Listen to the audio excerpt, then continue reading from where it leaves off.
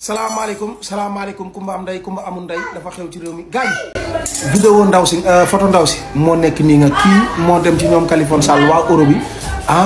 dem jox leen audio Serigne Modou Lo Ngabou yi ak ay vidéo am pour jubloo ci yàq Serigne Modou Lo Ngabou del ci ay vidéo am xam ngeen bu ngeen fàttali ko bu baax 2022 Serigne Modou Lo Ngabou amoon na fi natt bu mel nii waaye dafa taxaw assumé xam ne moom musul mooy yàlla ci appel yi rek la yem dëgg la appel yi moom dugg na loolu moom weddiwu ko waaye nangu na ko tamit nangu na dogal gi ne moom fi lay jaari tuub ba faaw bàyyi yàlla nag nul ne peut s'échapper son dessein Serigne Modou Lo Ngabou yàlla def na wax dëgg yàlla man ci ak mbaax laa ko xam waaye nag yàlla tegaat na ko natt ci 2024 bii parce que xale bu jigéen bi 2023 la commencé fréquenter Serigne Modou Lo Ngabou moom coow lu njëkk li fekk ko fa déedéet coow lu njëkk li ñoom ña ko réglé woon nañ ko loolu bu mu féete boor ñooñu moom dootuñu ko defate xalaatuñ dootuñu ci waxati wax dëgg yàlla mais kii ku bees la xam naa ne da koo dégg ci àll bi ne xaaral ma ñëw nattu sëñ bi su ma nattoo sëñ bi danaa ko jàpp parce que sëñ bi yàlla def na xëy na lii maanaam ak saytaanem la parce que nit ku ne day am saytaanem nit ñi tamit bu leen fàtte loolu parce que sëñ Modou Lo Ngabou nit la te góor la te bu leen fàtte ne moom fekk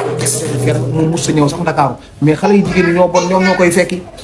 fekki mais mu musul fekki kenn barke Sidi Biram Fall ñii ñoo bon mais yow nga di nga xam ne ak mbon di nga xam lu muy jëriñ parce que di nga xam ne bu dee ak mbon sëñ Bada kii maa na la gën a bon bu dee dara safu la maaradi boobu dara safu ko dara ferñeentew ko man moom dara ferñeentew ma insha allah rabbi yow dootoo ko defati du yaa ngi Guinée di nga bëgg a dugg Sénégal mu tëla parce que su ma noppee ci yow ba génn say vidéo yi teg ko fi lépp mu leer audio yaa ngi nii dama ciy ñëw dama koy teg benn par benn mosol ci gars yi damay ñëw live léegi waaw kay dégg nga lii yëpp nga ko doon wax sëñ bi waaw dégg ngeen maram yaa bon dégg nga bi koy sëñ bi di wax bi ñu demee Dakar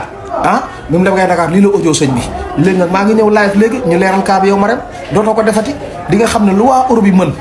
10 man Mara di boobu maa ngi Sénégal fii mën naa ko sans parce que man damaa gëm sa bopp ñoom ay tàppet nan moo tax ñu daw génn réew mi mais buñ amoon fii dañuy ñibbi si Sénégal la ngi nii kenn moomu ko di du ñoom chaque jour dañuy taxaw di wax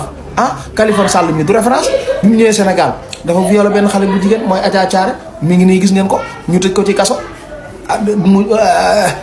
mu daw génn réew parce que boobu nguuru Macky Sall moo fi nekkoon fi mu toll nii justice soit fait pour Adja Thiaré ñu war nañ koo topp Pape Mbaye góor jigéen bi kooku daa am kenn lu muy yeddee kenn live boobu kay xanaa kay damaa yaakaar yaa ma neex la rek wala yaa moo tax a toog waaye du dëgg parce que góor jigéen lan moo gën a bon góor jigéen ci àdduna bi ka nga yow taxaw assumé